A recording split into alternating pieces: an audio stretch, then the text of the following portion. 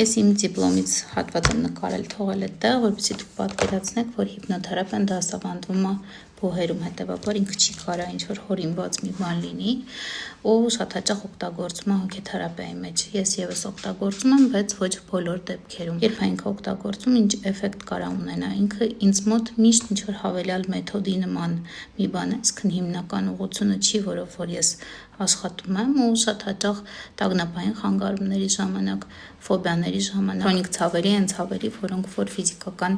որևէ հիմք չունեն, այսինքն հոգեսոմատիկ բնույթ են ավելի գրում, հոգեսոմատիկ